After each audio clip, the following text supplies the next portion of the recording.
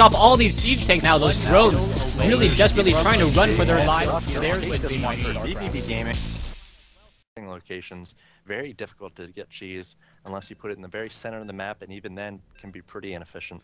Yeah, it's going to be inefficient, and we'll see whether Rocker, what he will do on his vVv Wednesday Night Starcraft debut. Rocker, the brother of the famous evil geniuses in control, spawning as the purple Protoss on the bottom right-hand side of the map. Meanwhile, we have iPStylin taking the luck of the Irish, stealing green away from Hasu. I'm not going to say that's what let him win, but we'll see if that luck does continue here on Antigua Shipyard.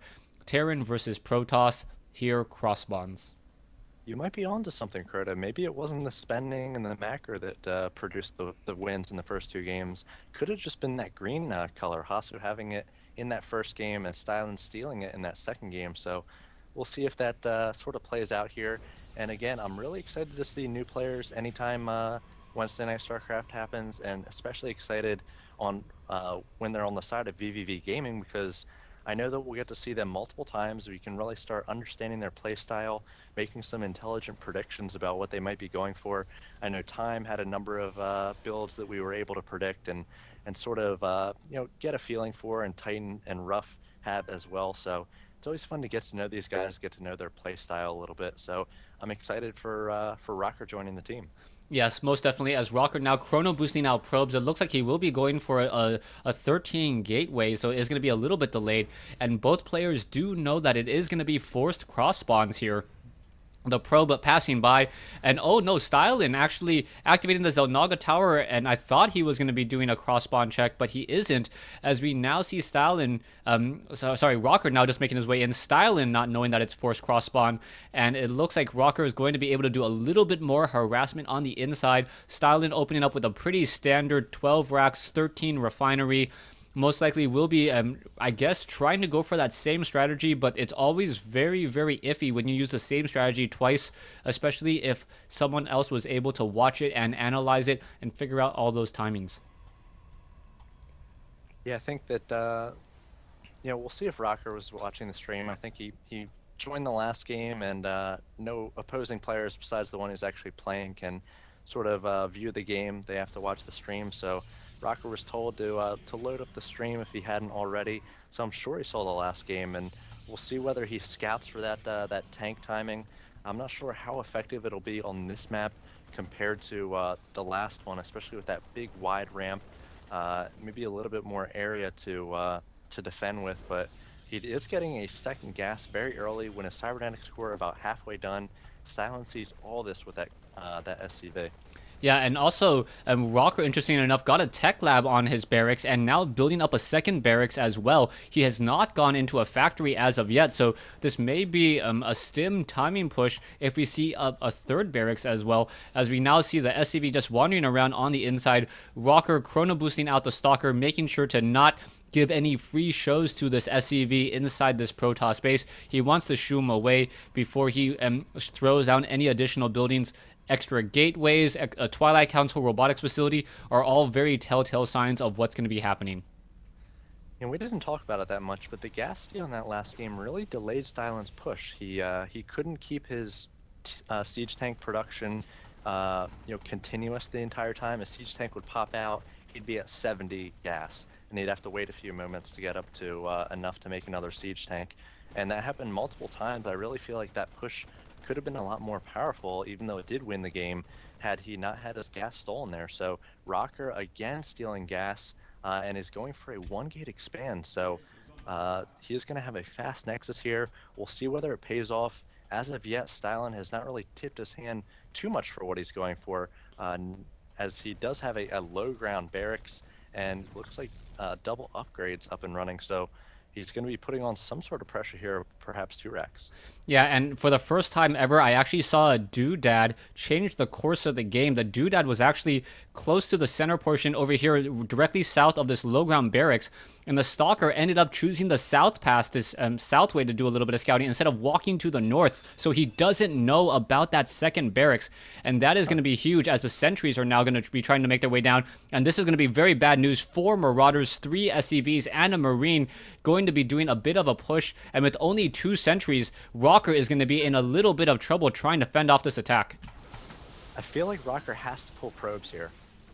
He is already ahead by 8 probes. He's going to have an expansion down. He can double pump them. So he's doing a beautiful job with force field so far. Hasn't lost a unit yet, and he was able to take down a number of units, including the SCV building, that all-important barracks, and now he might be able to fend this off.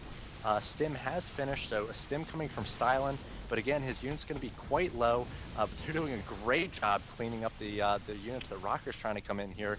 And again, Rocker working up these 3 gates, doing his best to chrono those out, and I think that he will be able to shut down this push. There's no follow-up here from Stylin, and I think that Rocker, as long as he saturates and hits a nice timing here, could be well ahead in this game. Yeah, Rocker doing a great job chrono boosting out his warp gates, and now with only 4 Marauders inside the space, Stylin really trying to take down this pylon, trying to shut it down, but this is going to be really bad news as the Stalker's going to be able to come in, focus down one, focus down another, and it looks like Stylin is going to be a little bit behind at this point. A Zealot now also engaging, doing a little bit of that stutter step, but the Marauder should probably think twice about it as he is now very low on hit points and gets taken down. Let's do a little recap of that attack. It is 28 probes to 21 SCVs. The Nexus has finished. There's a command center halfway done for Stylin. If we look at the losses tab, it is 1150 to 1550. So basically an expansion ahead is Rocker at this point, and he's going to get even further ahead as he has saturation on his natural. So he is still working off just the 2 gas, but he's going to have a strong timing push here in just a few minutes if he takes advantage. Yeah, Rocker now sitting on 3 sentries, 2 stalkers. The Zealot there, he's going to get a lot more energy on those sentries, but he is also going into a robotics facility. He is not going to go all in or perhaps try to do a 6-gate push off of 2 bases like I originally thought he might try to do. And there's also, importantly, no forge down. So with no forge, he's not going to be able to get those upgrades, but Rocker's still going to be able to push out with a relatively large force now, totaling around 1,500 resources, but he will have to battle against Stim and Concussive Shell and also try to push his way through this smoke, and this is going to be a really, really bad sign here as Rocker losing a lot in this engagement. This is kind of bad. Stalker's 1 force field and a little bit more of that stutter step there, but that's not working out all too well as Stylin is going to be able to finish this off, and Stylin now, I believe, going to be able to come out slightly ahead. Yeah, that was an interesting position for those Marauders at the center tower there, and I think that Rocker didn't expect that they were going to be there, and he wasn't able to get full force fields off as well because what he needed to do was force field inside the smoke, and he couldn't force field in there. He didn't have any sight, so saw some pretty ineffective force fields, and Rocker, I feel, just gave away a little bit of his advantage, but he still has 44 probes compared to just the 26 SCVs of Stylin, so he could still be ahead as long as Stylin doesn't hit some sort of timing here. Yeah, I think it's really important that Rocker is now, just chrono boosting out Immortals, and he needs a lot of Immortals in order to deal with the sheer number of Marauders that will be coming out, but there is also Ghost being added. Ghost, the radius on their EMP is now down to 1.5. as opposed to 2. I remember back in the good old days of the beta, it had a radius of 3, so really losing a lot of their effectiveness the Ghosts have, but we'll see whether or not Stylin can get off some very, very nice EMP shockwaves. Rocker is still ahead by 25 food right now, though, and as long as Rocker just continues to do what he is doing, just macroing up, chrono boosting out units, he should be able to try and train out more units, as an observer is now going to spot this Marauder Marine army doing a bit of a push. And we'll see how he's reacting here. He doesn't have any cannons or defense. It looks like he's going to push out here, perhaps try to force a Stim and then retreat with some defensive force fields. We'll see if he does decide to do that. There are no medevacs here to heal up off of a Stim. So we do have a Guardian Shield going up, and now here are the Ghosts, and they're just got enough for EMP. They do get a great EMP on the Stalkers and the Zealot. They don't quite get the Immortal, so that Immortal is going to do a ton of damage to those Marauders, all cleaned up, and now the Ghost's going to go down at least one of them, and I think sort of an even trade there, but those were beautiful EMPs by Stylin. Yeah, so Rocker now forcing his way up. I think Rocker could turn around and just attack at that Marauder. Not quite sure what he's doing there. Gonna do at least a bit of a trade, and both sides just feeling each other out with these rather small engagements.